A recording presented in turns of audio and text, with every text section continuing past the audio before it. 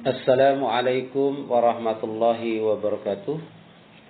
Alhamdulillah wa syukurillah wa la haula wa la quwata illa billah wa mawala amma ba'd.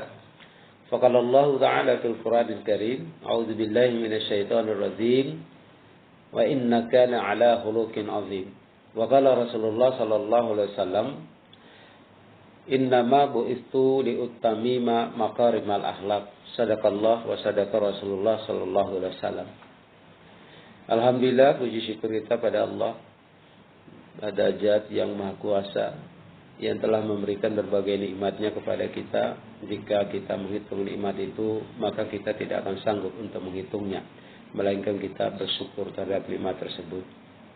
Selawat serta salam semoga tercurah pada Nabi kita Muhammad sallallahu alaihi wasallam, keluarga dan para sahabat, para pengikut yang senantiasa komit, konsisten terhadap ajarannya hingga yaumul qiyamah nanti. Rahmatullah, pada hari ini kita masih berada di bulan Rabiul Awal. Di bulan ini banyak kejadian-kejadian penting, banyak peristiwa bersejarah yang muncul, yang menjadi ibarat dan pelajaran bagi kita semua. Paling tidak ada 5 peristiwa yang terjadi di bulan Rabiul Awal itu. Yang pertama, lahirnya Rasulullah SAW sebagai seorang Rasul dan utusan Allah yang terakhir, khataman Nabi. Dan lahirnya Rasulullah ini disebut dengan Maulid, dan ini menjadi momen yang selalu kita peringati setiap tahunnya. Kemudian yang kedua, wafatnya Rasulullah sendiri. Jadi rupanya Rasulullah wafat pada tanggal 12 Rabiul Awal, ya, dan juga hari Senin. Ini menjadi poin penting bagi kita. Dan yang ketiga adalah peristiwa hijrahnya Rasulullah SAW dari kota Makkah ke kota Yasrib, yaitu hijrah yang kedua. Dan yang keempat itu adalah ditandainya pembangunan Masjid Quba. Dan yang kelima adalah pada hari itu dan di bulan Rabiul Awal itu, tepatnya tanggal 12 Rabiul Awal, Rasulullah SAW menetapkan Jumat menjadi wajib bagi setiap muslim.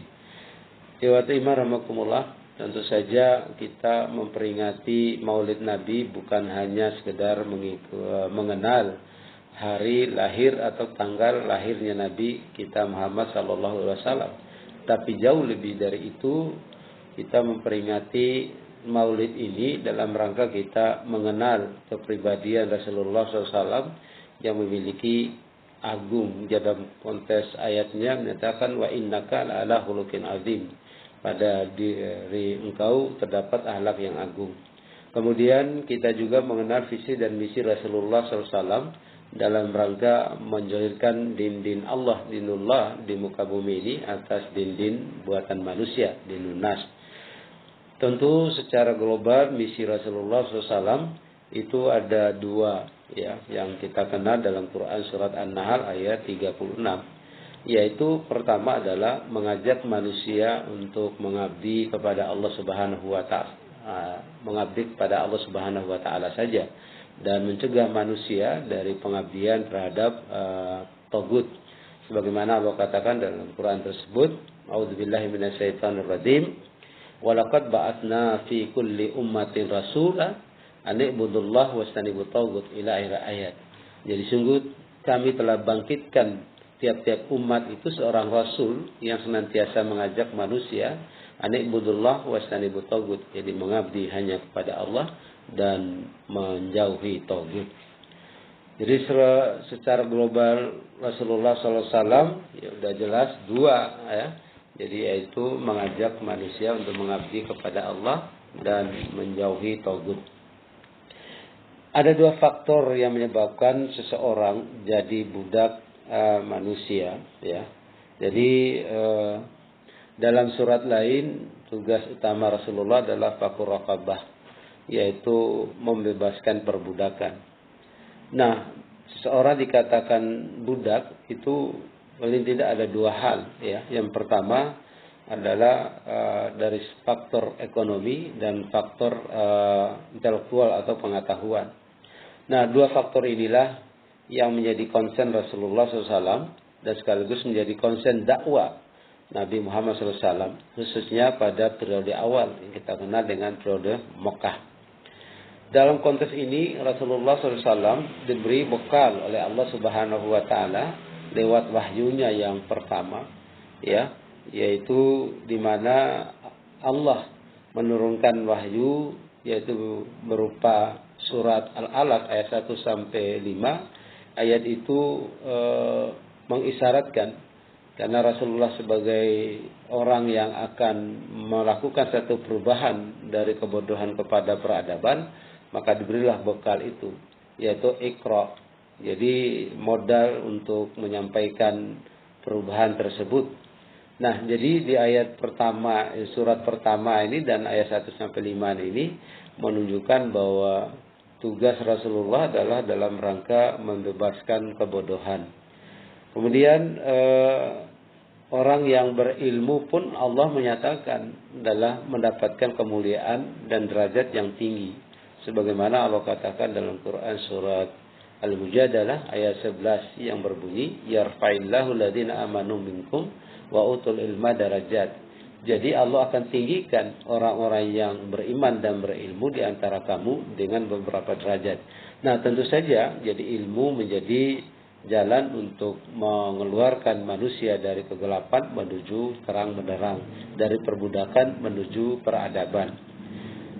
Selanjutnya Allah juga mengingatkan pada kita melalui firman-Nya bahwa betapa orang yang rusak di dalam kehidupannya yaitu disebabkan karena beberapa hal.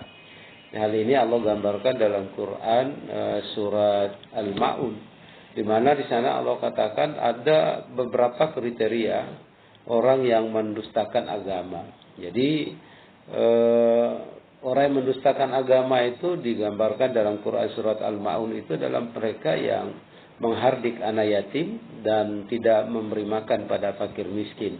Nah, berarti di poin yang kedua ini memang kita dianjurkan untuk membebaskan kemiskinan. Jadi oleh karena itu satu keharusan yang kita lakukan sebagai umat Nabi Muhammad SAW.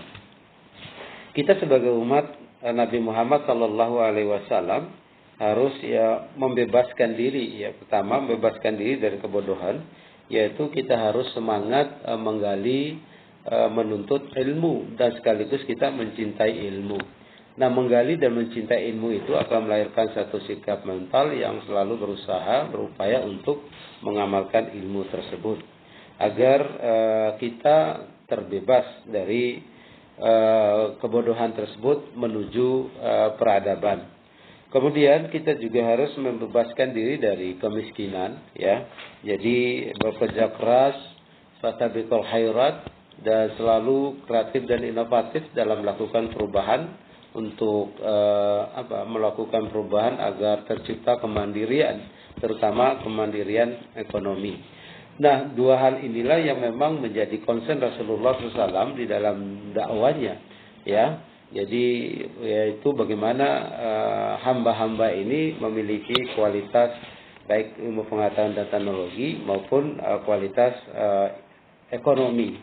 Karena kalau kita melihat sebuah keluarga, sebuah masyarakat, bahkan sebuah bangsa dan negara itu dikatakan berjaya atau bahasa lain negara itu akan menjadi maju atau dikatakan maju apabila dua hal ini sudah terpenuhi, yaitu kemandirian ekonomi dan kemampuan budaya yang luar biasa. Upaya dan usaha Rasulullah SAW dalam mewujudkan hal inilah yang disebut dengan akhlak, ya. Jadi upaya dan usaha Rasulullah ini yang kita kenal dengan akhlak, ya. Jadi akhlak itu tidak saja dilihat dari tutur kata, tetapi kerja keras, ya, yang dilakukan untuk mewujudkan nilai-nilai kebaikan. Nah, upaya dan usaha Rasulullah tersebut, ya, dalam membebaskan kebodohan dan kemiskinan yang harus kita teladani, ya, tahu yang harus kita contoh. Karena Rasulullah itu adalah teladan dan contoh yang paling baik. Bagaimana dalam Quran surat Al-Ahzab ayat 21 yang sering kita baca, laqad kana lakum fi Rasulillahi uswatun hasanah. Jadi lain ayat, jadi sungguh telah ada contoh teladan pada diri Rasulullah sallallahu alaihi wasallam. Jadi karena contoh yang paling baik itu ada pada diri Rasulullah. Jadi akhlak yang dimaksud di dalam hadis ini adalah perilaku nyata, ya. Perilaku nyata dalam segala aspek, ya. Jadi dalam kaitannya dengan membebaskan kebodohan dan kemiskinan, tentu saja Rasulullah bekerja keras, ya. Jadi bekerja keras dalam bekerja keras itu, ya, Rasulullah menghadapi berbagai hambatan dan rintangan. Namun beliau tabah dan sabar, tetap istiqomah dalam menghadapinya, karena sabar dan tabah ini adalah merupakan benteng yang kuat untuk menghadapi berbagai rintangan dan halangan tersebut. Sabar bermakna dinamis, bahkan kreatif dan inovatif untuk tidak terjatuh pada lubang yang sama. Nah, jadi dan terus melakukan berbagai inovasi dan kreatif, ya. Selesai satu pekerjaan maka dilanjutkan dengan pekerjaan berikutnya. Nah, hal inilah digambarkan akhlak Rasulullah itu dalam Quran surat Al-Insyirah. Di sana ada kalimat yang menyatakan inna ma'al usri yusra, inna ma'al usri yusra, fa idza faragta fansab wa ila rabbika farghab. Bahwa di dalam kesulitan itu ada kemudahan, dan dua kali kalimat itu, dalam kesulitan ada kemudahan, dan apabila kamu selesai mengerjakan satu pekerjaan, maka lanjutkanlah dengan pekerjaan lainnya dan berserah dirilah kepada Allah Subhanahu wa taala. Nah, inilah akhlak Rasulullah SAW yang harus kita ikuti. Jadi sehingga ketika kita mampu melaksanakan dan merealisasikan akhlak Rasulullah dalam konteks bekerja dan beramal, maka kita memiliki kematangan akhlak yang agung, sebagaimana Allah katakan dalam Quran surat Al-Qalam, innaka la'ala khuluqin azim. Pada diri Muhammad itu terdapat akhlak yang agung. Jadi akhlak yang agung ini adalah kepribadian yang utuh, atau dengan bahasa lain moral integrity. Jadi moral yang kuat, ya, moral yang integral. Nah, jadi dengan demikian maka insya Allah kita adalah orang-orang yang menang dalam kehidupan ini. Itulah yang menjadi poin penting ketika kita melakukan peringatan atau sebuah peringatan, khususnya memperingati lahirnya Rasulullah Sallallahu Alaihi Wasallam. Dan akhirnya kita berharap pada Allah Subhanahu Wa Taala agar segala apa yang kita lakukan diridhoi oleh Allah Subhanahu Wa Taala. Amin. Demikian. Wassalamualaikum warahmatullahi wabarakatuh.